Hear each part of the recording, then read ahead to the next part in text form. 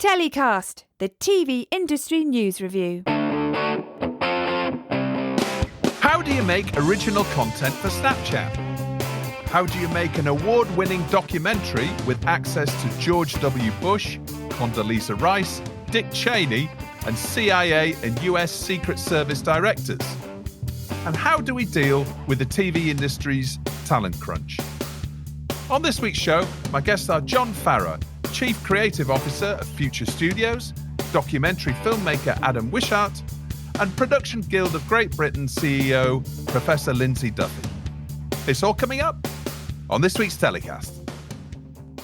My first guest on this week's TellyCast heads up one of the world's leading next-generation factual content production businesses. Recently rebranded from Barcroft Studios to Future Studios, Chief Creative Officer John Farrar heads up the company that creates shows for terrestrial, cable, and digital networks and runs one of the biggest factual channels on social media called Truly. Welcome to TellyCast, John Farrar. How are you doing, John? I'm doing good, Justin. Thank you for having me on. Been meaning to do this for a while, so it's great to be able to have a chat. There's obviously lots going on with the Future Studios business at the moment and lots of activity that we've seen, lots of shows that you've got on air right now, and obviously lots going on social. Can you give us a bit of an overview of Future Studios? Because I think many people knew Barcroft Studios and how the business developed over the last few years, but obviously things have changed a bit. So tell us a bit about how things have changed since it was acquired by Future. So the Barcroft Studios model of old essentially had two kind of main pillars to the business. There was the publishing side, which was all of the original content that we made internally with our internal commissioning team, our internal production teams, creating content for Snapchat, YouTube, Facebook, delivering around 50 films every month that were monetized across those platforms. And then alongside that sat a kind of external division that was looking at TV opportunities, both in the streamer market and also the cable market, and also kind of premium digital originals as well. And I originally joined Barcroft as their creative director to look after the external division.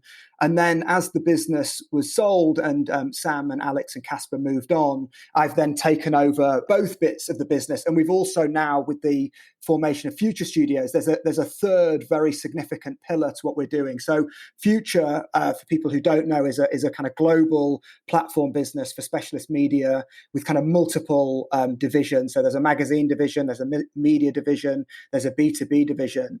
In that magazine division, there are over 200 brands, websites, magazines that all need video.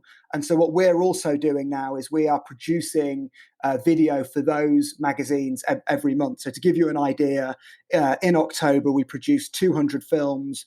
We received about 132 million video views. We've been really focusing our energies into the kind of tech, gaming space and women lifestyle pages. And over time, we will kind of be producing video for the whole group. So yeah, so the two original divisions are very much stayed as they are, and we've now integrated this third division. And that was really the idea of becoming Future Studios was really like it was a trying to take a kind of 360 approach to everything we were creating. And so now when we're looking at our internal development, we're thinking about our social channels, we're thinking about our external clients, and we're also really heavily thinking about our kind of internal portfolio of channels and websites, and trying to create ideas that can live in multiple places, I guess, is the kind of essence of what we're doing day to day.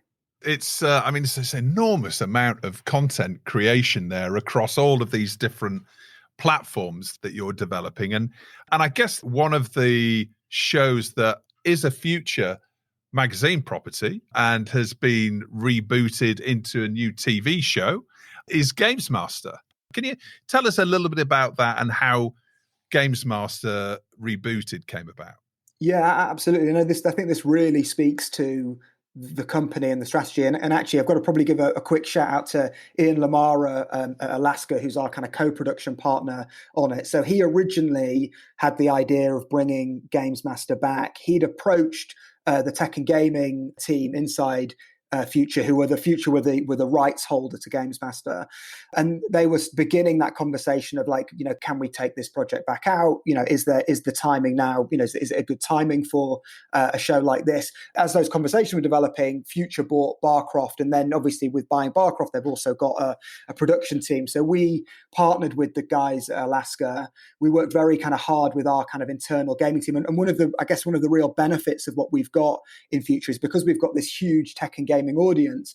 It meant that all of those kind of creative decisions that we were making about what should this show look like now, how do we reflect modern gaming, how do we bring this show up to date, but also hold on to the original DNA of the show. These were conversations that we could have with a very kind of loyal tech and gaming audience. And so, we were able to, get this show over the line with Channel 4. Again, quite a kind of unusual process. It's a digital first commission. It's co-financed by Channel 4 and also MetaQuest. So there was a kind of number of kind of stakeholders involved. It's been a real kind of incredible experience for us. It's been, a real creative challenge. We had a brilliant team on it. Our showrunner, Keen McGillicuddy, our series producer, Emily Smith, our production exec, Tammy McKendrick, have worked kind of all hours of the day to pull off a show, which I think is really, we're really proud of and we can really stand behind. And I think, we were walking this tightrope all the way through production, which is, it needs to feel modern, it needs to feel different, but we can't alienate that kind of core, loyal Games Master fan. And I really feel like we've done it. I feel like we've pulled something off that's really, really incredible and really exciting. That's the key, isn't it? When you're rebooting something, and it must have been a fair bit of extra pressure because it was a Future brand. And this is going back to the original series, which was, how long ago did the original series run? So the original series ran, I think it's 90 episodes, 7 seasons, all through the 90s. And there had been conversations prior to us about bringing it back to life. And when we started talking to our tech and gaming team saying we think the time is now, there was a slight kind of eye roll of like, oh no, here we go again. But thankfully, like all great commissions, the stars align. The 4 Studios team did a great job, kind of with the relationship with MetaQuest. That I think made it the timing of releasing the kind of the Quest 2 over at Christmas. And when we heard about that, I think that gave us a real feeling that this could now be the right time. Meta was essentially Facebook, wasn't it? It's the new virtual reality headset. Yeah, so Meta is the kind of master brand, and of which Facebook now is the social network, and the Quest is the Oculus headset, which is the kind of VR gaming experience. Which is, I've got to say, it's really good. We feature it in the show. We have these kind of VT segments where the Quest features, and it's a lot of fun. Yeah, so it's brand funded content with one of the biggest media businesses in the world. You've got Channel 4 who are also bringing the show back for their E4 audience. It also debuted on YouTube, didn't it? A few days before the actual E4 broadcast. This is all quite kind of pioneering stuff, and we were all, kind of walking on the moon together with this one. But yeah, the idea is to kind of do a really big kind of land grab for the audience. So there's obviously a very loyal social audience for something like this. So we've got both the linear episodes playing on YouTube. They go out on the Sunday night before the Wednesday transmission on E4. We've also got these extended social segments, which have really been built by kind of digital first producers that also live on across YouTube, Facebook, and Instagram. And then we obviously have the main program. And then alongside that, and again, this is one of I think the really interesting things that we can do at Future, is that we can also create a huge amount of noise within our tech and gaming brands like Games Radar, that are kind of featuring articles on the show, giving exclusive kind of interviews and behind the scenes content, and again driving the audience back to the E4 show. So yeah, it's the first time I've worked in this way, but it seems to be working. I think we got 100,000 viewers on YouTube within about 3 or 4 days on the first episode. It performed well. It performed well on E4. We're still waiting on all the consolidated numbers to come together. I checked in on the social segment. The first one we did, I think that's at about 150,000 views, and that's only been up for a few days. So yeah, it's a really, and I think the E4 audience and the YouTube audience. What one of the insights is, and this is something that actually, when I first joined Barcroft and really kind of getting a sense of how digital and linear work side by side, is that the old school of thought is that these audience would kind of cannibalize each other, whereas actually really what you find is it's all really additive, and it's just finding audience in different places, which again is really exciting. Yeah, and that's really what Channel 4 staked its future on as well, hasn't it? This new bold digital first commissioning strategy, and to come up with a big brand funded show, which was a classic brand, produce that in the right way that feels right to the classic audience, but also the new generation of fans. I mean, we all know how popular Twitch is and how video gaming, how massive it is, first of all, but also how massive people watching video gaming content on YouTube and on Twitch and on these other social channels. It's about bringing all of that together, and it must be a huge challenge. Congratulations on pulling it off. Thank you. So what else are you working on then? Tell us about what else is going on at Future Studios. I'll kind of try and walk you through the three pillars. So on the external side, we are in production with the Snap original team on a really fun fact-tent format called Reunited, which really kind of tells these kind of incredible stories of families coming together, loved ones coming together, relationships, siblings, very much kind of targeted at the kind of the holiday period, Thanksgiving through till Christmas, which will begin publishing in the next couple of weeks. So we have a series called Attack on Pearl Harbor Minute by Minute, which is going out on Channel 5 this week, which is looked after by Peter Wiles, who's the exec producer on that, and the series producer is Steve Webb. And that's it's a kind of box set, factual 3-part series that really kind of, goes into the kind of the minute by minute breakdown of the events at Pearl Harbor, going out, coinciding with the 75th anniversary. We're also trying to now kind of extend that into a format, which is something that we're starting to talk to buyers about internationally, which is really cool. And we've got another series in with A&E called Ultimate Rides, which is a kind of car show hosted by Danny Coker. We've just about to announce a new series that we're working with A&E for Sky History, which I don't think has been announced yet. So that's something that we'll hopefully be able to shout about quite soon. On our kind of future original side, we are doing a true crime series with Marie Claire. We're also doing a series called Tales from the Hard Drive. And then we're trying to kind of move into the kind of unexplained territory with a kind of digital first series called Unexplained, which explores kind of paranormal activity. And again, I think that they're really interesting to me because they really speak to this new approach to development, which is, again, these are self-funded series that will live on our O&O sites, that will live on our social sites, which will also then, once we've finished them and we've got all the kind of the learnings and the data, we will absolutely roll them out as projects that we'll be pitching to external clients. And then on our Truly side, so Truly is the channel that runs on YouTube, which is all of our, social first content. We've got, a number of series doing incredibly well. I guess the one that's most notable is a series called Love Don't Judge, which we've been making for a couple of years now, which is, they're the kind of the real life Romeo and Juliet relationships against all the odds. We're getting, kind of insane viewing figures for at the moment. So yeah, as you say, lots going on. In terms of you were very much in the linear production space, weren't you, before you joined Barcroft as it was then?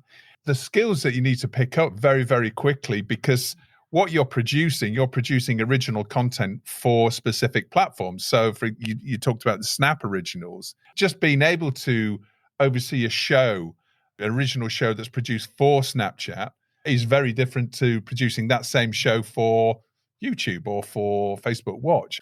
How do you get across that so quickly? There's elements to it which are universal. So a great story, a great character, an incredible piece of access, a world first is kind of universal, whether you're working in linear or you're working in digital. And so I feel like what I do is I lean on what I think I'm best at, which is telling stories, and then apply that skill set to those different formats and structures. And often one of the biggest challenges going from linear to digital are the budgets, right? We work across some pretty sizable budgets on the external side. What we try and do is make a little go a long way on our internal side. We've got a big in-house team that are incredible at what they do. We're leaning much more on an internal team for our own publishing, and then we're leaning into a much more of a freelancer team on the external side. And so with that comes lots of different challenges as well. In terms of the different platforms, again, I feel like there is actually a lot of synergy in terms of what they're looking for. And I guess what our job within it is to try and we have a huge amount of development going on, and it's really trying to target what we think are the best ideas for the platforms, and that's staying very close to what they're looking for, what they're asking for. We do with the Snap Original team, for example, we do a lot of kind of co-development where we get in on a conversation quite early. We pitch them kind of early top line. Sometimes that's coming out of the trends that we're seeing on our own internal side. Sometimes it's ideas that they're having. And then it's about being very aligned and working very kind of closely together, I think. I know that you produced a show called Frontline Heroes, which was right in the middle of the first pandemic. So lots of stories from literally the front line for people that are sort of keeping society going, if you like. Working with Snapchat, there's relatively few production businesses that seem to be creating those original programming for that network. It's interesting to know how producing a show for Snapchat is different to producing it for Facebook, for example. I mean, is it purely about length and, how that format works? How does a format work on Snapchat? There's a kind of optimal time frame. So, when we're making a Snap Original, we're often looking at the kind of 5-minute 30 to 6-minute 15. It's vertical. We're using a lot of split screen. We're using a lot of CSA, text on screen. The pacing of it is very, very quick. What we really heavily analyze, the first 15 seconds. We're trying to kind of win that audience all the way through. But that beginning piece is so crucial. And interestingly, when I'm thinking about linear, I'm often thinking I can win the audience for the first 2 minutes. I might have a chance of holding on to them till the end. But with something like Snap, you're really looking at that kind of that first 15, 20 seconds. So we might spend as long analyzing that very, very beginning piece as we are the whole episode. Now it's time for your story of the week, John, your TV industry news story that's caught your eye over the past 7 days. Tell us, what's your story of the week? There's actually 2 stories that I think are really interesting to unpack. So the first one is the story of Lush and their decision to stop advertising on social media until it's more brand safe. As a publisher, as a team of content creators who are making content for the social platforms and continually having conversations with our partners around making content brand safe, I think, and it's something that is really important, and it's something that we, absolutely stand by.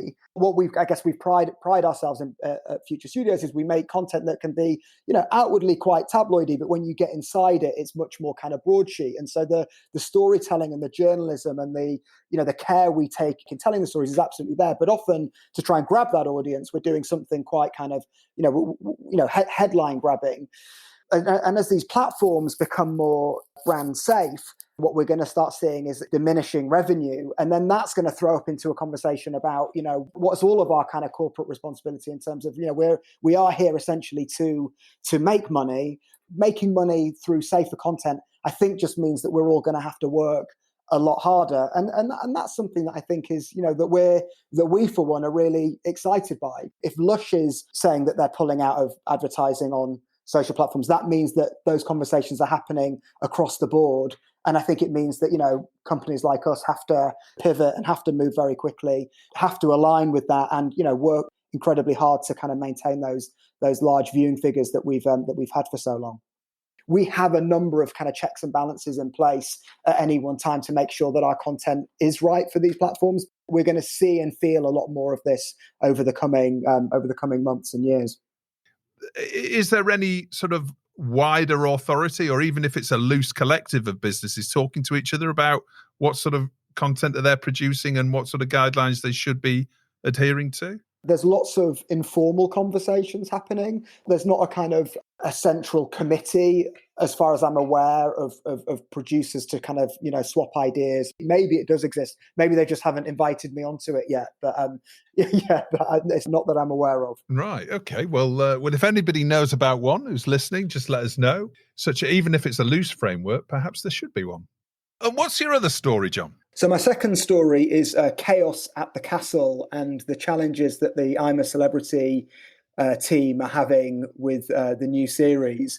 This really speaks to just how hard it is to make a huge format in 2021. You've got, obviously, COVID is massively challenging. We made a series last year in New York called Biggest Little Christmas Showdown, which was a competitive dolls house making show, which we filmed just as New York was opening up. And it was incredibly challenging from a COVID perspective. And now also with the I'm a Celebrity news, you've got challenges with the talent, finding the experience very difficult.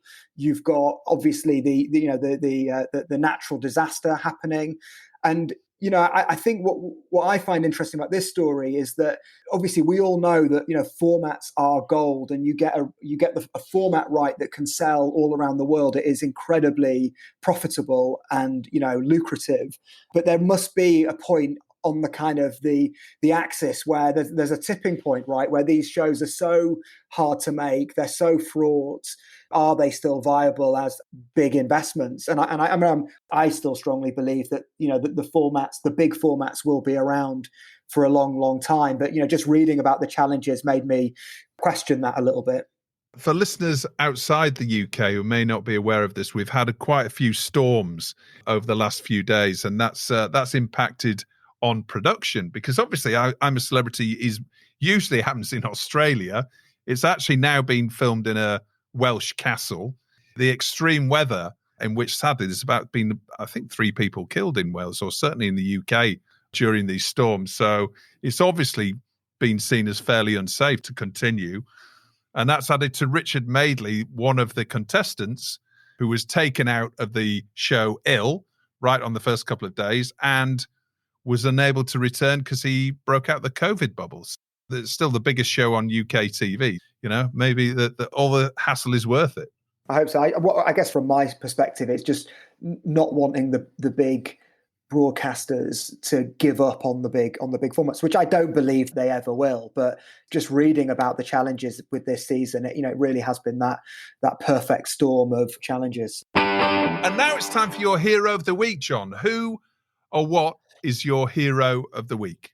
So my hero of the week is Jon Snow, who is obviously retiring after, I believe it's 45 years of service. And, the man is an absolute legend. I remember sitting in the audience, I think in 2019 when he did the McTaggart, and listening to his career and what he stands for. It was really motivating. And, he's just, he's a legendary broadcaster, journalist, storyteller, and I particularly liked him because at one point with Games Master, we approached him. We were wanting to film a VT where a speed streamer, someone who does video games at a certain kind of over a certain period of time, was going to break into his house, set up a computer, do a speed trial whilst Jon Snow slept in a bed behind him to see if he could do it before Jon Snow woke up. And when we approached Jon Snow about this idea, thinking he would absolutely say, on your bike, he was like, oh, that sounds really good fun. And so I just think, yeah, absolute legend of a man. Wish him all the best. And I think I've also just recently read that he's got a 9-month-old in the house as well. So, hats off to him for that. Amazing. Yeah, that's Jon Snow, your hero of the week. And who or what are you telling to get in the bin, John? So this is a tricky one. So I think I'm telling TikTok to get in the bin. Ooh. And the reason for that is that I, about 6 months ago, downloaded TikTok, and just obviously for research purposes. And I think I now spend about 2 hours a day on TikTok. I'm so unbearably addicted to it. It's going to destroy my marriage. and probably every other part of my life as well. Although I love it, I think I've got to put it in the bin, or at least put some kind of blocker on my phone so I can't spend quite as much time on it as I currently am. I can't go there, John. I can't. I mean, I can't.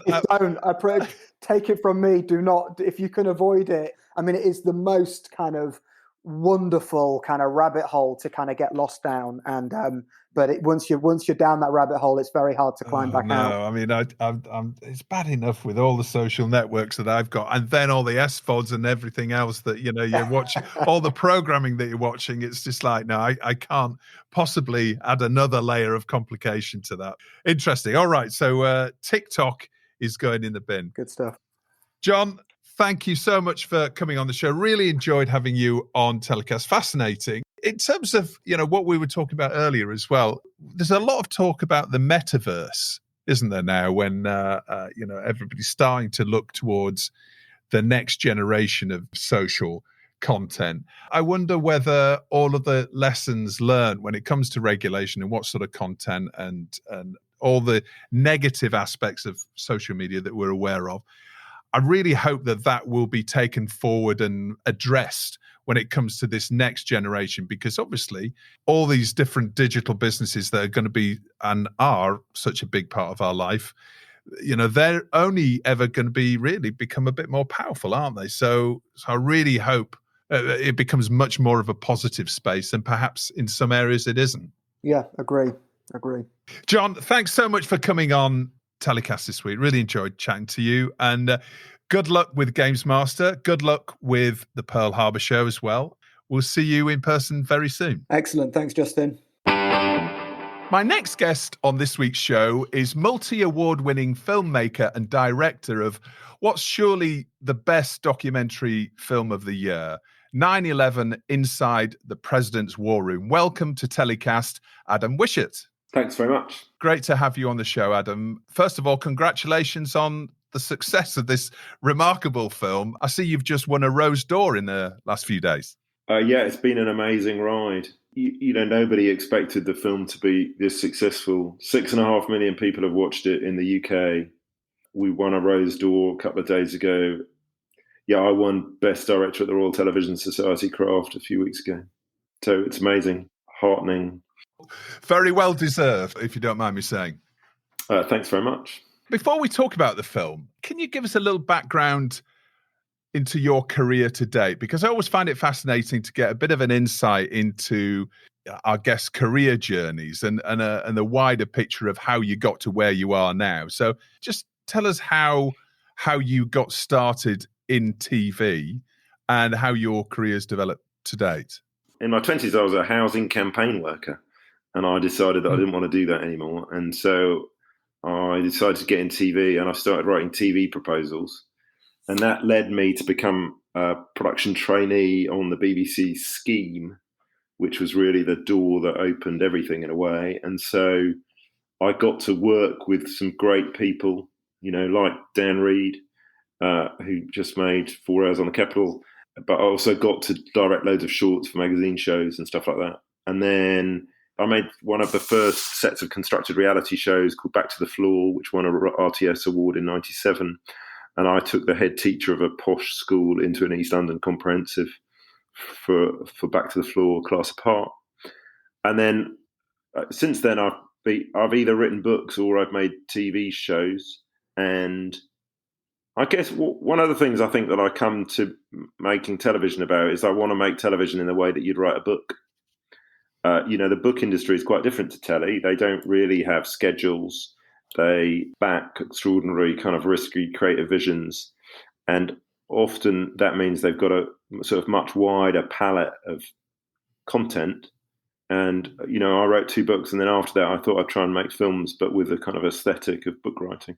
Do you also seek out challenging projects to bring to the screen? Because some of your documentaries that you've made, issues about animal testing and Somalian warlords, for example, is it about just seeking out these challenging untold stories that motivates you? I really like getting access and meeting people in institutions, and I do that for very personal reasons. I like meeting doctors and understanding how a hospital environment works. I loved meeting the Bush community. I made a series a few years ago called Murder in the Car Park, which was about 30 years of a police investigation. It was fascinating to meet the 360 degrees of that story, the policeman, the family of the victim, and the people that for 30 years the Metropolitan Police had accused of doing it. And so, I was fascinated to kind of dive into that world, and it appears I'm quite good at persuading people to be in my TV programs, and I do that because I like the relationships with people. Part of it is the challenge, no doubt. I mean, trying to get access to the man who was formerly the most powerful man on earth was certainly an interesting challenge, and one that I sort of adopted because I thought would be difficult. In terms of access, it doesn't get much more impressive than 9/11 inside the president's war room. For anyone who hasn't seen the film yet, and it doesn't sound like there's a great deal of people, but can you give us a bit of an overview of the film? I mean, I was sitting in a BBC briefing a few years ago, and Simon Young, the commissioner, said, what he wanted to do in history was to tell stories of great historical events from people that were inside the room. And, pretty quickly you arrive at 9/11 as a significant, it's arguably the most consequential event of our generation. And the thought was, my initial thought was, could you tell the story of 9/11 from inside the presidency? With access to President Bush and his Vice President Dick Cheney and all of their advisors, Secret Service, whoever else was with them. Two things about it. One is I'd never seen that perspective. These were the people that were on that day changing the world. How did that happen?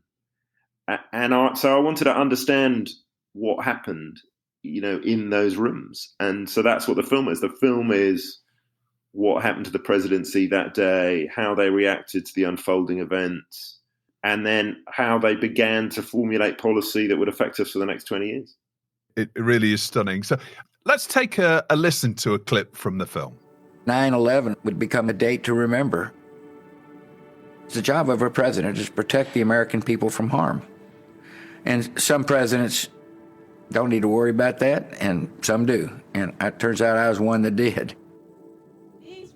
Andy Card comes up to behind me and says, "Second plane has hit the second tower, America's under attack."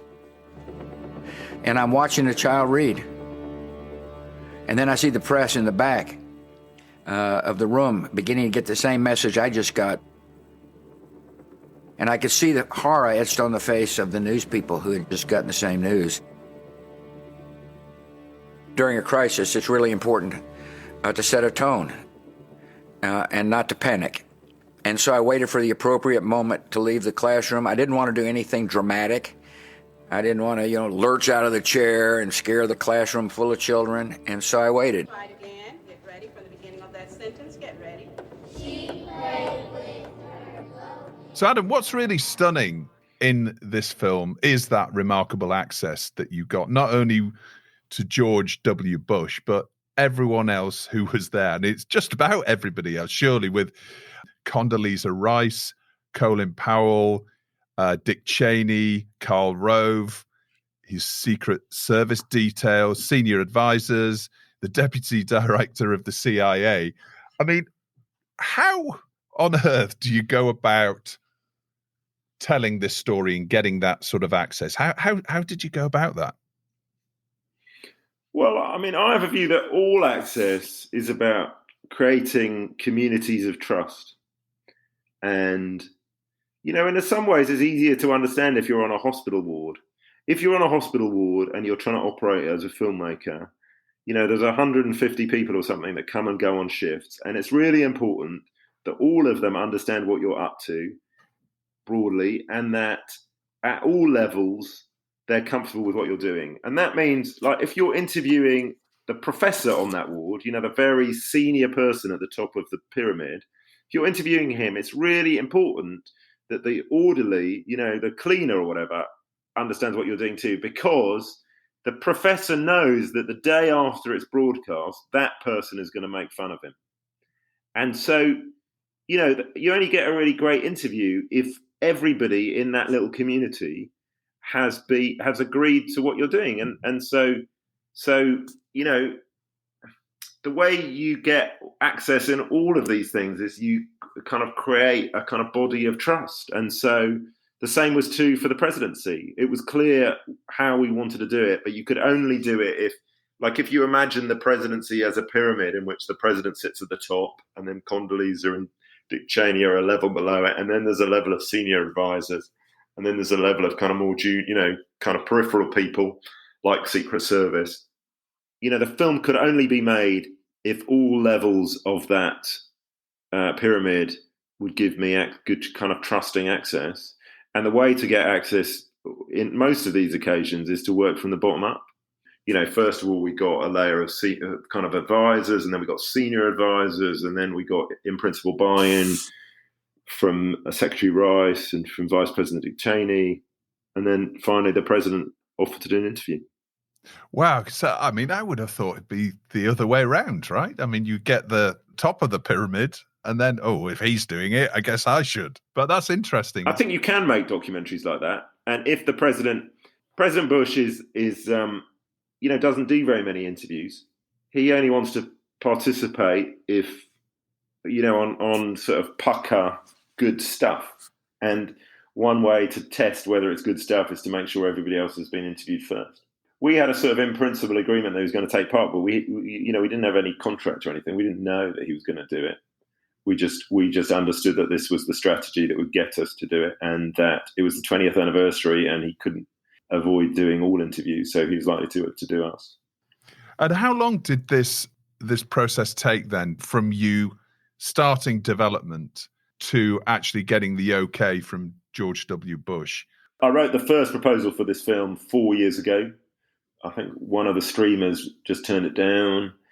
And then 3 years ago, I started approaching it more critically, more determinedly, and I wrote another proposal that was frankly better. We worked out a strategy about how we would get access. And the first part of how we would get access was to get the BBC on board, because they were the only broadcaster that we thought had any kind of traction with the Bush community. And so it took me about another 6 months to get the BBC on board or something. So from about April 2019 or something, I was going to America, building this community of trust. And so I spent from April 19 to the beginning of lockdown building this community of trust and getting people on board. And then at that stage, Apple TV Plus came on board to fund it. And then from September 2020, I went to America for the first time with a film crew, and we were on the road for 10 weeks. And we did 25 interviews across, we drove 5,000 miles and went to 20 states or something. While we were, in the middle of the pandemic, we were collecting interviews. While other people couldn't move, we kind of just about moved around with very stringent COVID protocols. And then I came back this time last year, and then we went out again in early February and collected some more interviews, including the president. Well, that adds another layer of complication, doesn't it? The COVID protocols and physically moving around, which must have been a massive challenge, because I guess also a lot of the interviewees were probably feeling a little bit nervous about COVID as well, as individuals, as well as participating in the film. Oh, yeah, it was enormously complicated. I mean, this was before vaccines. Like the majority of our interviews were before vaccines. And it added a whole kind of extra stress. I mean, we had we basically decided that we couldn't fly most places. So, I mean, in total, we drove 10,000 miles across America. I mean, for Vice President Dick Cheney, we created the most expensive Zoom call in history. In his garage, we created a kind of a robotic studio with 2 robot cameras. And so there was no in-person interaction, in which he could sit there and we could sit in a kind of truck, which was a bit like a studio gallery in his driveway, which is, completely fair enough. He's had a heart transplant and has got a very compromised immune system. The last thing he needs is a bunch of Brits turning up in his house. And, we did that for a few other people. And so it was very complicated. The flip side of it is I think there was a marginal advantage in the other direction, which is, these are very kind of alpha people who are very busy schedules in normal life, and getting time with them, significant time with people, would have been very difficult, especially on it was only greenlit in August 2020. And so delivering a film of that quality in a year would have been very complicated. And so we could literally say we're turning up in New Hampshire or Texas or whatever, in 3 days' time. We know you're available. Will you do the interview? And so people had more time for us, and were in that our crazy road trip schedule, they could fit around in a much easier manner. So that was a benefit, I think. Mm. And so were you literally staying in hotels or motels and going, right, okay, we can do Cheney day after tomorrow, let's go? Or was it a case of that, not knowing where you were going to be filming, on a weekly basis, or was it a little bit more structured? We landed in America on September the 15th, 2020. And although I'd done a lot of work creating this community of trust, we only had 5 dates in the diary to do the interviews. We had a collection of people and prospects, and it was complicated. It was sort of moving on a daily basis. I remember we were in Washington, and we'd hoped to go to collect a few people in like the Southwest, and people weren't getting back to me. So then we decided to go to Florida and pick up the schoolgirl in the classroom and stuff like that, and various other people, and a military one of the military advisors to Cheney and stuff who were in Florida, because they were available and nobody else was at that point. And so, we were moving our, this wasn't a schedule that was all predetermined. We were moving the schedule as and when. Karl Rove, we only picked up after we'd done the president. He happened to be available. We were in Texas. He was now willing to do it. And we landed in the middle of the worst snowstorm in Texan history, and basically got snowed in, couldn't get out. It was very fragile, both our road trip, COVID protocols, and persuading people to do an interview that somehow fitted to our schedule and where we were. People had to be available according to where the truck was. Yeah, well, it must have taken an enormous amount of patience and determination, and but I guess it must have been an incredible buzz, though, just being able to really create what I think this film is. This is a really important historical document, capturing the panic and the terror of 9/11. And one of the revelations of the film was that really struck me was that at one point on Air Force One, when the president was airborne, there was a code word miscommunication, wasn't there? And there was concern that actually the president might be in danger on Air Force One as it was flying to its next destination. Yeah, they were taking very seriously the threats to the president. As the Secret Service says in the film, if these people have been able to fly aircraft into 2 towers and the president's location was widely known, then they could also, fly the plane into the school. And, you realize that, in a time of attack, there is the fog of war. Nobody knew what was happening. How you get onto Air Force One is already predetermined, but, the Secret Service threw all that out of the window and they started fingertip searching everybody's bags from scratch. And so everybody on the plane was in a heightened sense of alert and was scared. People in the White House were. And at one point, Dick Cheney phoned up the president and said that somebody had phoned up the White House switchboard and said, Angel is next. And yet nobody knew, nobody outside that circle knew what Angel was. And so if somebody was saying Angel is next, then presumably that, there was the possibility that this, as somebody says in the film, this was going to be an inside job. Perhaps the president was under threat whilst flying on Air Force One. It really lays out the sort of the paranoia. And I think, what struck me was that, when there's war happening or various different major events, you kind of think government's got, or the military or the Secret Services or whoever it is, they've kind of got it covered. Hopefully you've got a little bit of confidence in this system that is set up to protect us. But I think what was quite scary about your film was laying out the fact that, that there wasn't, as you say, fog of war. There wasn't a plan as such, and they were just making it up as they went along. And it was, I think that was really the most terrifying part of it. Well, I think part of the reason for making this film is I think we as the public misunderstand how government works, and we misunderstand those people who are in the middle of it. I thought it was interesting to tease that apart, really, arguably the biggest governmental crisis of our generation. And so, I mean, I, like you, think that government knows what it's doing and that it's ticked every box and that it's an orderly and concerted process. These people are just human, aren't they, like us? They're living in the same human chaos that we are. And, they're trying their best. And they're trying really hard to get a handle on events and to do stuff. And, I think we should give them that respect. We denigrate politicians and we do it to our danger. Because in denigrating politicians, we caricature them and we caricature their endeavour. And that means we don't fully understand what it is they do, and we make judgments about them that are to some extent unfair.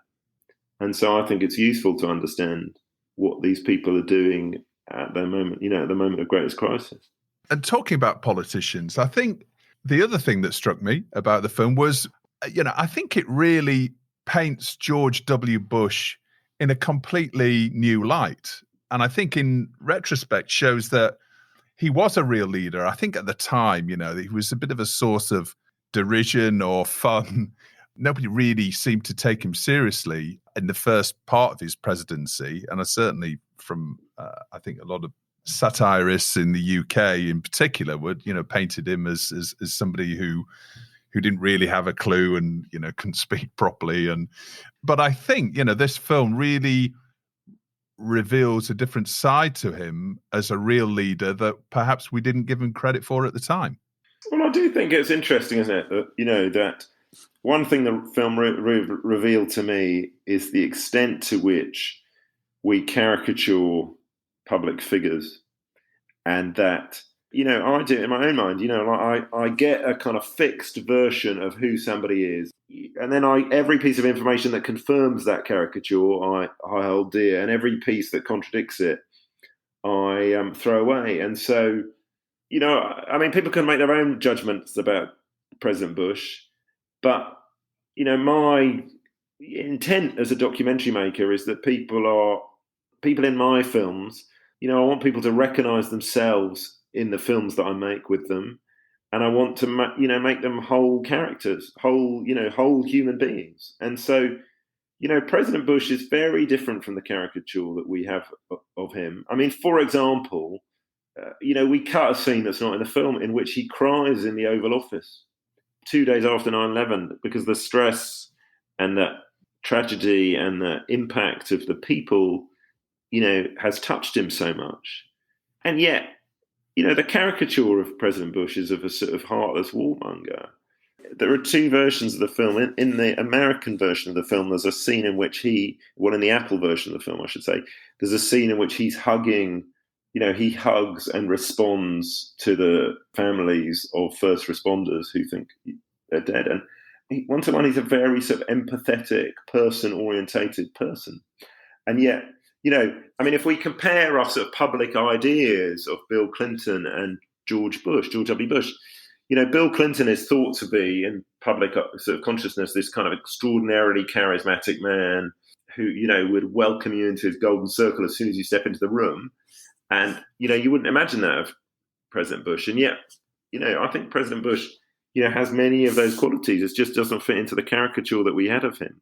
Talking about the Apple version of the BBC, I mean, how did that co-production work between these two? Because I guess that there haven't really been that many co-productions between these two organisations. I mean, I think there's one or two, but perhaps not on this scale. How was that? How was that experience working with both these partners? I think we were the first co-production that Apple TV Plus had ever done with any broadcaster in enemy territory. It was great in lots of respects. They had slightly different sensibilities, and like many co-productions, you come up with slightly different films, but the substance of them is exactly the same.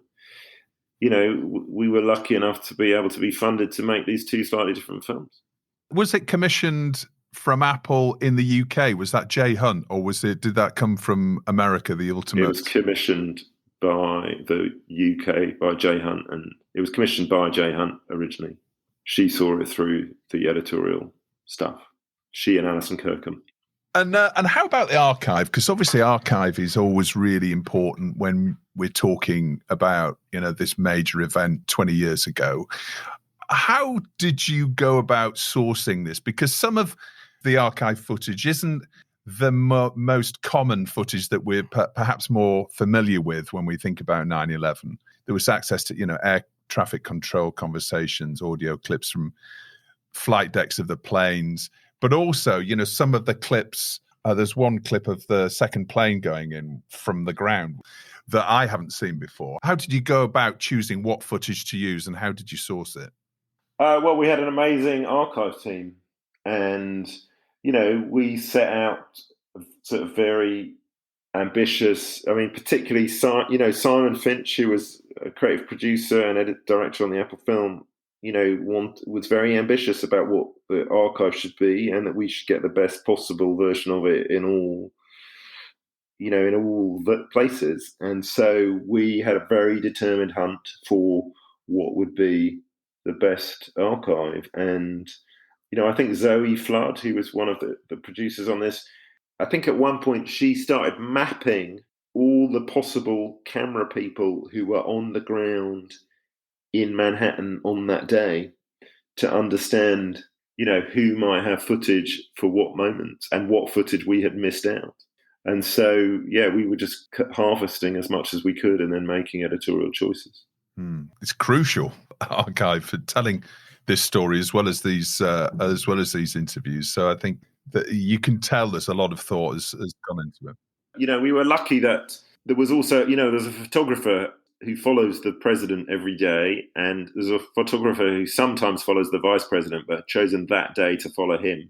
And so there was this enormous photographic record of the day, which, was fundamental to making the film. And it had been over the previous 2 or 3 years before we started making the film, it had been unwrapped from its kind of secret wrapper by the National Archives. And so we were allowed to use it and publish new photographs that had never been published before.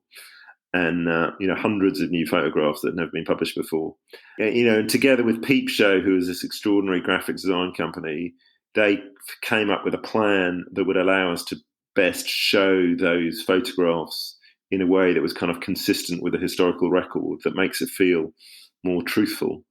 Nobody had ever tried to tell the story of 9/11 from the point of view of the presidency and map the oral history of that day with those interviews with this photographic record, much of which hadn't been seen. And so that was the intent of the film. Yeah. And it starts, doesn't it, at 6:40, I think it is, in the morning, with George W. Bush going for a jog in the dark, and he shouts to a Bloomberg journalist, Richard Keel, whose nickname was Stretch, wasn't he? Because he's such a tall guy. He's just said, come for a run with me. From that point onwards, 6:40, and then the film follows the key points of the day throughout the next, 24 hours, but then onwards, and it also paints various other scenes with Bush visiting the wreckage of the World Trade Center as well, which was another key point in his presidency, wasn't it? The way that he was addressing the emergency responders and the New York Fire Department who were sifting through the wreckage. In the first 9 months of President Bush's presidency, it was a world of innocence. He had arrived in power to follow a domestic agenda. I mean, Dick Cheney says it, they weren't that interested in foreign policy. That's the moment we begin with, a kind of innocent run on a golf course at 6:40 in the morning on 9/11.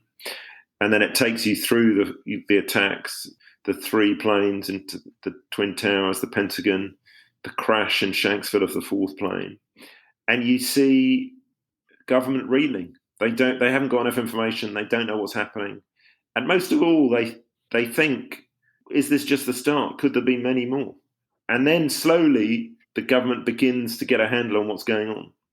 They understand that this is probably Al-Qaeda, and they understand that Al-Qaeda was probably harbored in Afghanistan. And then slowly they begin to formulate policy. And, they come up with the Bush doctrine, which says, we're going to go after the terrorists, which is what people had always done. But we're also going to go after countries that harbor them. And so that becomes the Bush doctrine, which which is the kind of first stake in the ground of the policy that rolls out over 2 wars in the next 20 years. And we're obviously still seeing the fallout of those decisions, be they right or wrong.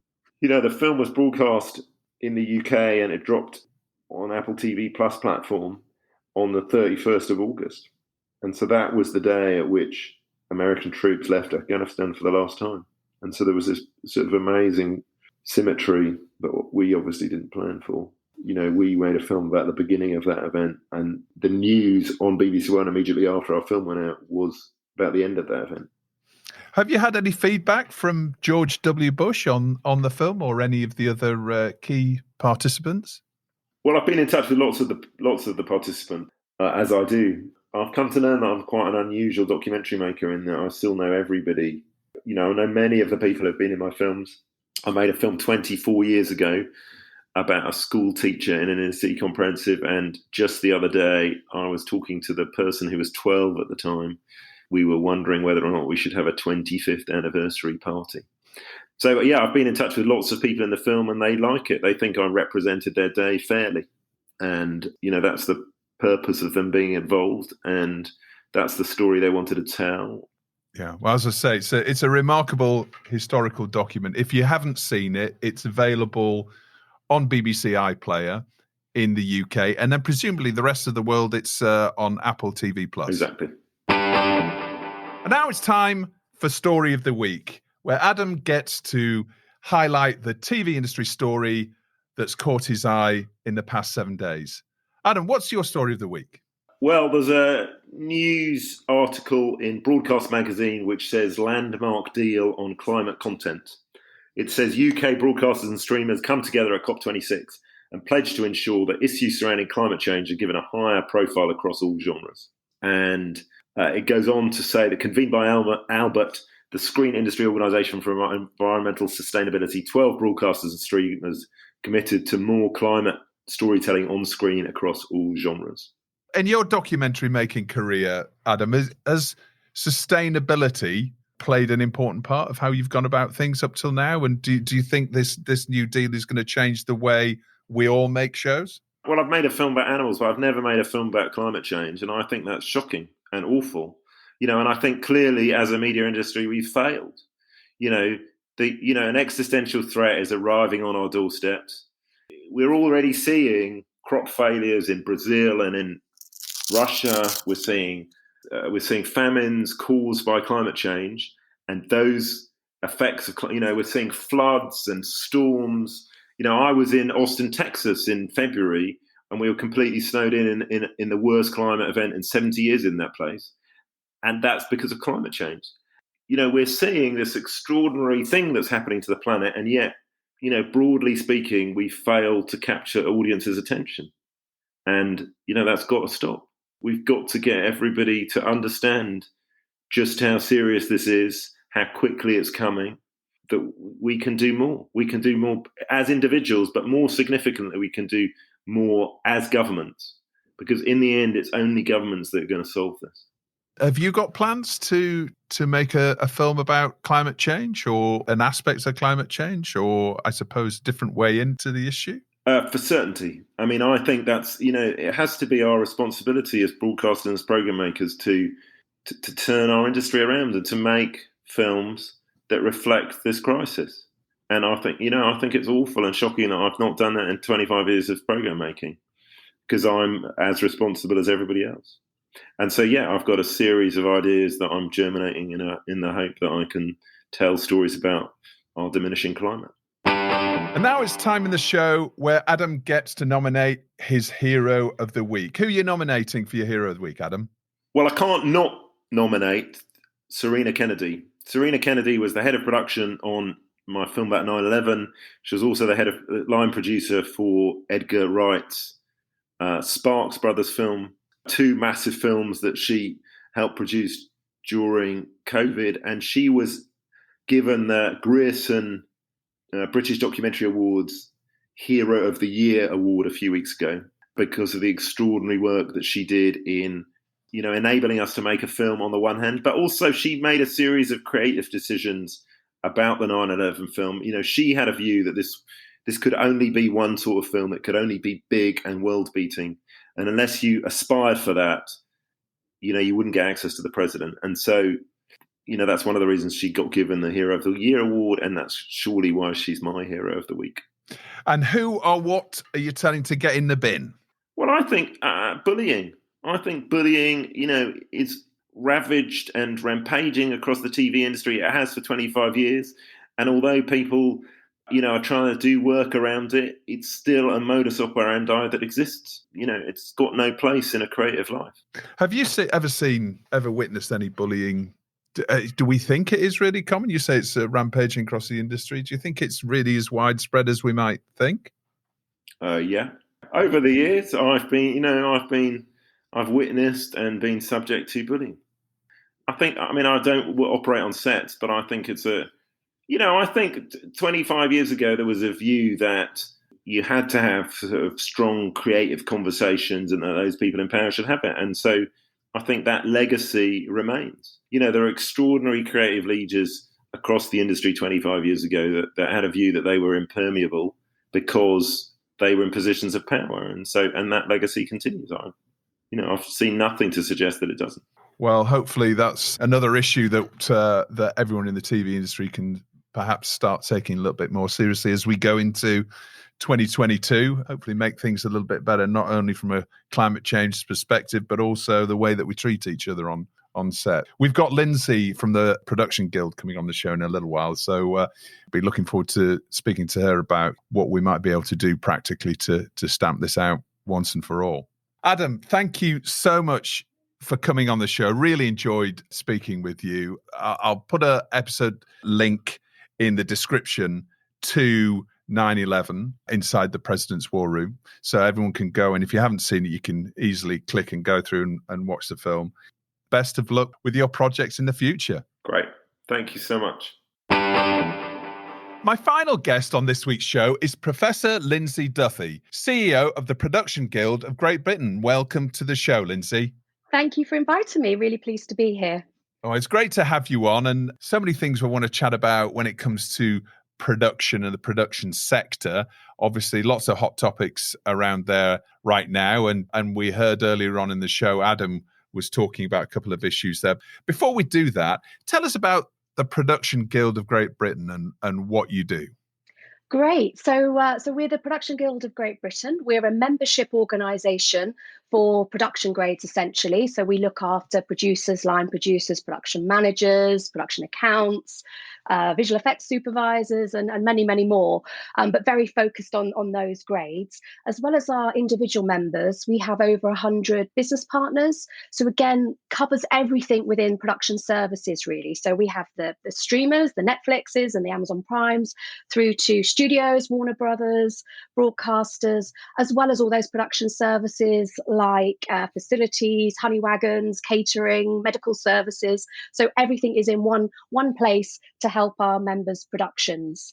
So we're really, really proud of the quality of calibre of our members. We're all working across film and high-end TV at the highest levels.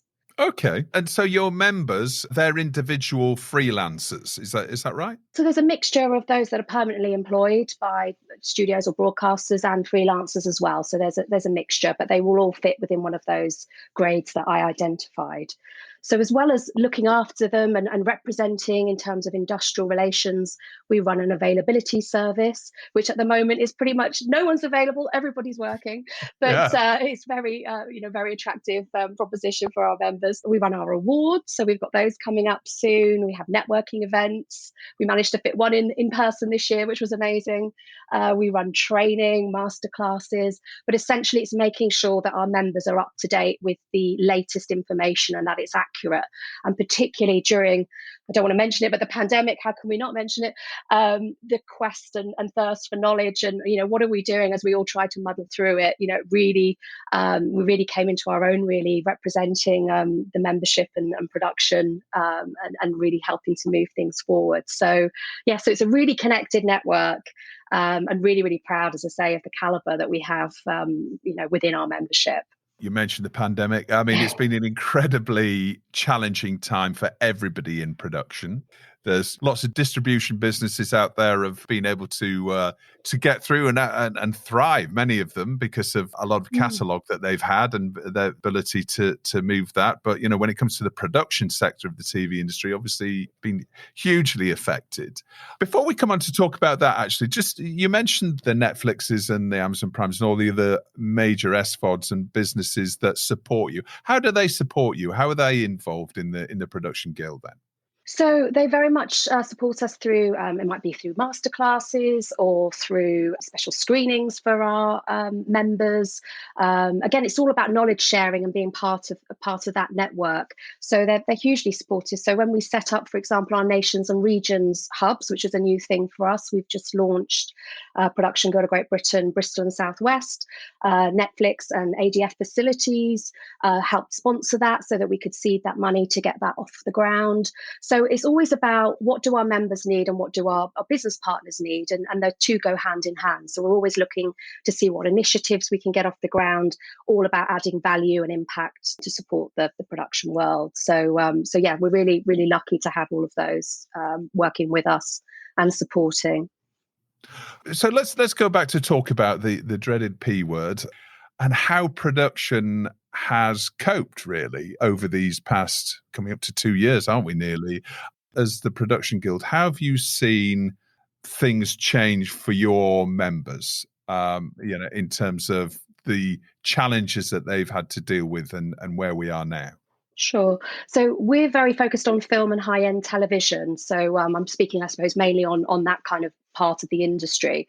So it was unbelievable, wasn't it? In March 2020, production stopped. I mean, it's a historical moment, a landmark moment. And it was, how are we going to get this back off the ground? So it was a really amazing feat, actually, how the industry pulled together, really led by the British Film Commission, who put together a task force and invited all the necessary stakeholders, including the Production Guild, to look at what do we do, what are the guidelines we put together. And it was very much in real time. I think the first big feature to get back into production was Jurassic World Dominion. So that was really a test case. And as the guidelines were being put together, they were sort of doing it in real time as well. So I think there's something like they did 40,000 COVID tests to keep their production running, 500-page dossier of how that all worked in practice. So the industry did really well. And I think within about 3 months, we were back into production in a big feature sense, and some big high-end television programs like War of the Worlds was another trailblazer. So it was really about the industry coming together and, obviously liaising with government, but sort of independent of that, just saying, right, what are the challenges that we have? How are we going to overcome them and keep the production wheels turning? So I think that was, really impressive to do. Of course, the guidelines have changed a little bit as we move along. I think the British Film Commission, sort of a thorn in their side, but also a blessing that they have to keep updating these guidelines for us. But the industry is adhering to that. And I think in television, PACT was a leader, our counterpart there, making sure that guidelines were followed as well. So we saw that happen. And in the last quarter of 2020, I mean, the recovery was incredible. There was a £2.34 billion spend in film and high-end television, something like that, which is just incredible.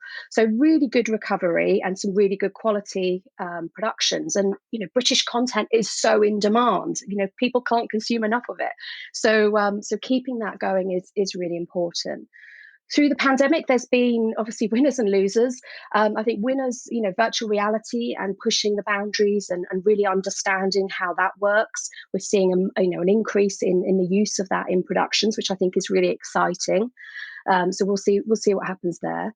We introduced a role called the COVID supervisor, which again was sort of happened overnight, and the Production Guild of Great Britain ran some training to help develop that role as well. So we spoke to Our counterparts, the Producers Guild of America, the British Film Commission, partnered with us on this, and we involved, again, necessary stakeholders to really look at that role and see what was needed.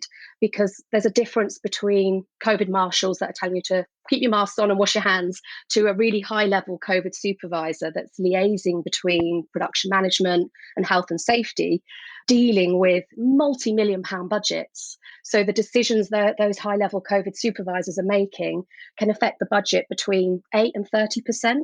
So, some really big decisions to be made to enable, of course, everything is safe and health and safety is being adhered to, but also thinking sensibly about schedules and the impact to the bottom line as well. So we were really proud to do that training. Yeah. So just so I understand that, so that COVID role, so that was your recommendation to bring that in as a standard production requirement when it's coming to any production, or I know we're just talking about high-end drama when it comes to TV, but has that now been adopted right across, factual production as well, for example?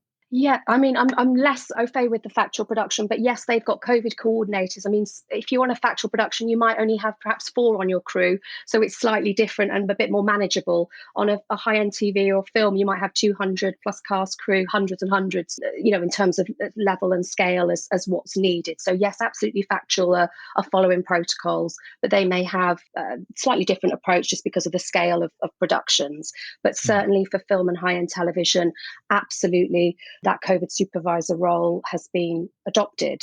And I'm sure you're aware as well of the government restart scheme, which was about production insurance, because that was the sticking point. We had the guidelines in place about the protocols of how to run your production safely, but no one wanted to insure a production. So the government's scheme, which went across film and TV and factual as well. So that was, a godsend to be able to really push things forward. And that scheme is remaining in place. I can't remember when it ends up. It's had another extension, which we're all really grateful for as well. So yeah, it was really about the industry coming together and making decisions, not waiting necessarily for government to tell us, but for us to tell them and inform them and work with them. And I have to say they were very supportive, particularly that insurance production restart scheme, which was, I said, really, really important sticking point to move us forward. And that COVID supervisor role as well, presumably that is linked to the insurance essentially, because you need to have a COVID supervisor to be able to have insurance on a production in place now. Yeah, absolutely. You have to be following all those guidelines and recommendations and so forth as well. Yeah. So, and ultimately, we want everyone to be safe, and we want the wheels to keep turning on production as well. So it's a good thing to have. But as I say, the impact of COVID has added 8 to 30% onto production budgets. Who funds that? How do you absorb those costs? It's millions potentially. So that's been interesting as well. But we're learning more. We're working through it.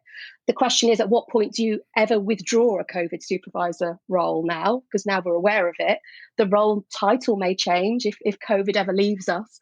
But I think we'd always want to future-proof our productions now from any other pandemic or anything else that might come in the future. So it'll be interesting to see how that role evolves and what we do going forward. But at the moment, it's very much that role is with us for the foreseeable future, at least. Here to stay, by the looks of it. Yeah. I was trying not to say that, but yes. Yeah.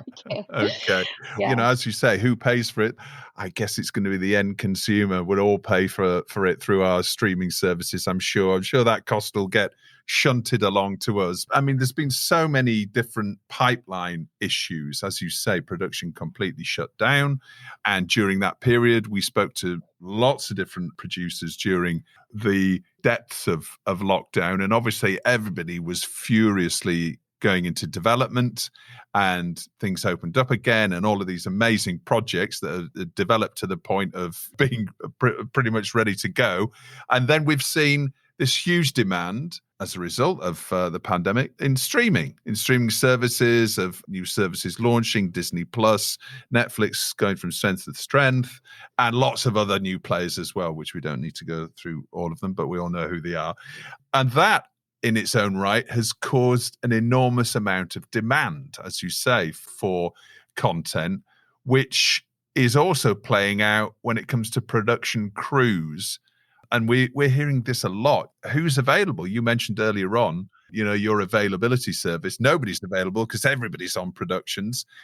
Obviously, there's the consequences of that. Market forces mean that people are now getting poached, aren't they, from one production to another.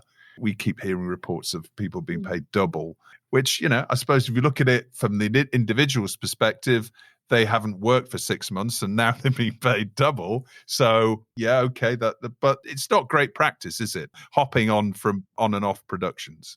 No, absolutely not. And it's not best practice. And everything that the Guild is about and our members are about is about being the best in production. So it's not something that we would condone. I understand it, of course. But yeah, it's a small world. And, if people are jumping ship and, it might be remembered. So just be sort of mindful of the longer tail on that. So it is really important to manage this boom that we're in because we want it to continue. I mean, it's fantastic news, but needs a bit of careful thought, good training and good industry professionals. You can't just necessarily do it in a weekend course and you're a production accountant, off you go. It takes some time to get them industry ready. So there's frantic work being done by ourselves, by our counterparts, by Screen Skills, the BFI funding things. There's lots and lots of activity happening. The issue is the scale and time. How quickly can we turn around, reach enough people to keep that going? Because we need thousands potentially. So that's interesting. Yeah, I was interested in what does the problem look like in terms of numbers? I mean, how many more production crew at various different levels, of course, but how bad is the shortage behind the camera talent? Well, there's lots of different surveys trying to quantify and work out an actual number. I mean, we're talking, tens of thousands potentially. So, and it's across all grades. There's particularly production accountants, production management as well, but across the technical grades as well. So there's not one grade that you could say is fixed. So we need lots more people. But there's also innovative stuff happening. There's lots of ideas about retraining from other sectors to come across. So we did during the pandemic, for example, there were theatre staff, music, events. There's some really good transferable skills that can come across to film and television there. The other thing that we need to get better at is retaining talent. We've heard lots of stories about, better well-being on sets, a bit of support for those juggling childcare or looking after elderly parents that leave the industry. So we're trying to look at what can we do, what support can we give. But also, there's opportunities within this as well. And we're very much embracing that. I mean, for us, our training has quadrupled over the last year, which is amazing. So we're trying to make sure what we're doing with our training is creating learning communities. So we have a virtual learning environment that anyone on our courses then become part of. So it's great if you suddenly become a production manager and you're on your first gig, but there's bound to be other questions that you still don't know while you're in the job. So having, sort of buddies and mentor systems and so forth to help you so that you don't get burnt out or kind of that overloaded and overwhelmed by a new role suddenly. And as I said, these budgets are huge, multi-million-pound budgets, so much pressure, such big teams. There's nowhere to hide. So it's making sure we've got all of that support around as well. So as I said, we're trying to make sure our messaging is very positive. This is great, but we've got to be really careful, really prepared. We can see what's coming. If we keep going with these initiatives, we will be fine. But the UK is very much a destination of choice for filming. People love our talent. We are, the world's best. And we're really proud of that and want to maintain that. So the industry is really pulling together to try and solve this as quickly and professionally as possible. You mentioned transferable skills from the music industry, for example, and I've witnessed that on a recent production where there has been a shortage of talent on a particular production. Tour managers and set designers from live music who hadn't been able to tour came in. First production they ever worked on, and it was a major production for a streaming business, and those logistical skills were completely transferable. And it didn't matter the fact that I hadn't worked on a TV production before. And I think I also read about some Heathrow staff were being trained up into the TV industry when obviously there was no flying going on. I mean, that's right. Do you think there'll be more of that as we see, all of these people with transferable skills coming into the industry? And are there enough people who have got transferable skills to deal with the shortage that the industry has? Yeah, absolutely. I think transferable skills is a really great idea. The Heathrow scheme was run by Pinewood and their training, which has worked really well. We've also had veterans coming across as well from military, which have been great. Medical people coming across for their health and safety, and all of those kind of areas as well. So there's absolutely so many transferable skills. Again, I think it's sometimes people haven't considered a career path in film and television. So again, it's sort of as well working at the other end of the scale with schools to let them know this is a viable career option as well. And as well as the roles that we know really well, like producers, directors, and cinematographers, there's something like 200 roles on a film set. So, film and big high-end television set. So, it's the grips and, the gaffers, and there's so many other roles and things that people probably don't know about as well. So it's educating about those different paths and seeing where those transferable links are as well. So yeah, absolutely. I suppose the danger is it's sort of robbing Peter to pay Paul, because we're taking from music and theatre, and they're going to hopefully get back up and running to full scale. And we're like, we want to keep them now, thank you. So Yeah. so we'll see. But yeah, it's, as I said, we're trying to embrace it as a real opportunity to get more diversity and inclusion in as well.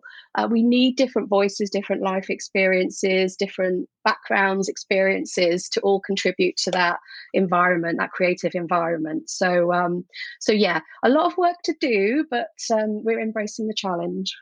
And I guess one of the other challenges that seems to be, or an issue that we've seen that seems to be getting worse in production, and I don't know whether it is or whether it's becoming more and more reported now, but obviously the issue of bullying has, really come to the fore, I think, over the past few months. Whether that is a reason, that's been driven by this stress and demand, clearly that's not an excuse. I mean, how are you seeing it? Do you think bullying on set is on the rise? And what can we do about it? How can we finally stamp this out? Well, obviously, we don't condone bullying, harassment in any shape or form, and we have our code of conduct, and we very much work with the film and television charity, with BECTU, with our counterparts on their various initiatives that have been doing some really good work on leading that. I think it is about, it's hard to say, isn't it? I really hope it's not on the rise, and genuinely feel it isn't, but people are calling it out more, which is the right thing to do.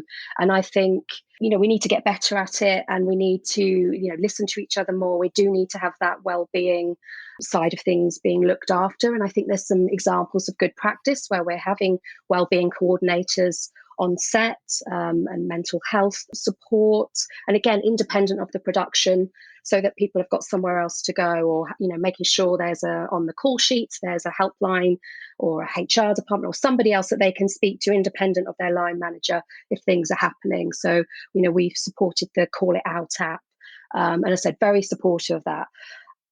However, lots of our members are heads of departments and sort of leading these things. And I, think there is genuine willingness that they want their productions to go well, and they want people to be looked after. So I really hope it is a minority issue, but we're taking it very seriously and supporting campaigns where we can, and obviously disseminating that to our membership so that they're very aware of best practice and what should be done. But you're absolutely right. Film sets, high-end television is a stressful environment, and some of these things are exacerbating it if people are promoted too soon and getting out of their depths and not having anyone to talk to and share sort of worries and so forth. So again, it's sort of trying to put support around some of those areas that we're hearing about as well. So trying to fix it from a sort of myriad of perspectives. But of course, bullying and harassment, of course, absolutely, we do not condone in any shape or form. A lot of the time, you might find a producer might be saying, well, I'm being squeezed with all these budgets, because, at the end of the day, the producer is the one who's feeling a lot of this pressure and a lot of this stress. And, they may point actually to the commissioning body, whether that's a network or a streaming business, that are placing this pressure. It might be, you talked about, budgets, COVID budgets going up by 20% or between 8 and 30%, you mentioned earlier on. But, you might not find that the commissioning party is willing to pay all of that. So, that crunch is felt all the way through the production, which perhaps is leading to a lot of these issues. So do you think the networks and the commissioning bodies and the commissioning companies of this content, do you think they're taking the situation seriously enough? Or, they seem to be, just pointing at the producers and going, it's your problem. Do you think they're taking it seriously enough? Yeah, no, I think they are taking it seriously, and it is about working together. You make some interesting points about how commissions happen sometimes. Sometimes they're an overnight thing. You wait and wait to get the green light, and then it's like, right, you're in production tomorrow, and that's not necessarily helpful. So I think we need to work together. But yeah, they're absolutely taking it seriously, and as I said, they're involved in supporting initiatives, the Coalition for Change, for example, the film and TV charities work. So I think we all share in this and have a shared responsibility, and I think they are aware of that. So 2022, we're looking ahead to a new year. And obviously, we've got this rather inconvenient Omicron that's raised its head over the past few days, which we don't really know how dangerous it is, or hopefully it's not going to be something that's going to evade the vaccines that have been rolled out. How do you think the production industry should be viewing Omicron and this new variant that we're all a bit terrified about? How do you think the production industry should be viewing it? And can we see another more stringent regulations coming in to dictate things on set to deal with this new variant? I think the film and TV industry has proved itself to be very resilient. To be honest, most of the restrictions we continued with. So for most productions, they still continued with, daily testing, weekly testing, with wearing masks, with lots of bubbles and crew bubbles and so forth as well. So a lot of the restrictions that we were living in our general life previously in lockdowns, a lot of that has continued across to productions to be uber careful and to really ensure that we don't go back down those dark days that we were in back in March 2020. So, as I said, we've got the British Film Commission's guidelines are very robust. They've just been updated again to reflect the Omicron variant and government advice and so forth as well. So, it's not, of course, it's not ideal. We all want this thing to be gone and past us. But I think, we've got some of the best medical teams working with us, Cavendish Polaris and First Option Safety, who are really at the top of their game, advising the industry as well. So I feel like, we're in as good a position as we possibly could be, mainly because we've continued with a lot of those restrictions just to be sure our film and high-end TV productions can continue. So, Lyndsay, now it's time for your story of the week, the TV industry news item that's caught your eye in the past 7 days. What's your story of the week? Well, I chose about the barb data, now including the SVODs, which before we've not really had enough data. It's been really patchy. So we hear facts and figures like Squid Games has reached 142 million homes globally. But what does that mean in the UK? And what does that look like from our sort of linear and terrestrial viewing point of view? So I thought that was really interesting. And do we believe them? Well, exactly. Do we believe them as well, right? I mean, who's to say that it's not half that figure? They're not sharing any data, so we're exactly. taking them so on who trust. Who knows? So I thought that was quite interesting. Again, it's commissioners and those that are funding productions are always trying to look at audience behaviour and what's going to hit the chord. So I think that's quite interesting. And certainly when I was in production, particularly in factual and entertainment, you lived and died by the overnights. You'd be waiting with bated breath to see did your show hit its mark. So I think that's quite interesting.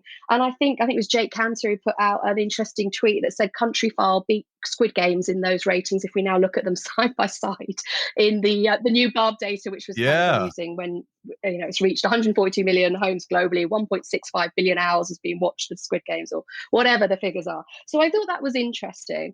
I also thought it always mystified me, I think when I was doing my media degree 30 years ago or so, that how barb was done then with such a small sample. And I think they had to write in diaries then. I think we've moved on since then, and it's now all coded into metadata into the TV programs and so forth. But yeah, such a small sample. I think it's 5,300 homes or something that they take their sample from. So yeah, I just thought it was interesting to see how things are moving on and what that might reveal or not reveal. But that was my story. I think there maybe is a perception that a lot of the streamers are all conquering. And there's certainly an understanding within Friends that everybody's watching a Squid Game or whatever, so it must be the biggest thing pretty much out there. But it's actually not, is it? As you say, in relation to the networks, it's those figures are not that strong. Yeah, it's interesting, isn't it? It just turns it on its head. But we couldn't have lived without Netflix through lockdown. So I'm not going to say too much more than that. But it really, I just thought it was really interesting to see them side by side and what that may or may not reveal. Definitely. Well, it's also good to have an independent body who are looking at these figures and letting us view things from a slightly more independent angle. And now it's time in the show for your Hero of the Week, Lyndsay. Who are you nominating for your Hero of the Week? Well, I'm going to sort of stay on theme with what I've been talking about, I guess. And I'm going to nominate the head of production at the British Film Commission, Samantha Perahia, who has been putting together all of these guidelines. She's been updating them non-stop, dealing with DCMS, getting things approved, getting that out to industry as quickly and timely as possible. And as I said, it was a blessing. And I think it's been really hard work for them to keep that going. But we are so grateful for their advice because, production is sort of hanging on their every word to ensure we can keep production wheels turning, which is what we all want. So, yeah, I'm nominating her. All right. Samantha's a unsung hero no longer.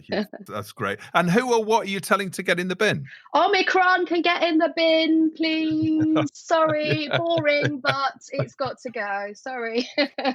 I'm very on brand. No, absolutely. It's actually, you're the first person. You've got in quick with Omicron and nobody else can use that now. But people are saying they're not sure how to pronounce it. I'm not even sure if it's pronounced that. Some are saying it's Omicron and different variations. But anyway, the whole thing can go in the bin, whatever it's called. There's a marketing communications agency or group called Omnicom. They've got their own corona moments at the moment that they're dealing with. On a slightly more serious side, I mean, a lot of executives are looking at, markets into the new year, NatP's happening, real screens happening in person, various other events. I mean, we're going to have to wait and see if this new variant is as harmful as some of the scientists have said, but others are saying actually it's nothing worse than a common cold or a sniffle. We've got to look to the scientists again, the rock stars of our age, really, and let them tell us what's safe and what isn't. Yes. Lyndsay, thank you so much for coming on TellyCast. Really enjoyed our chat.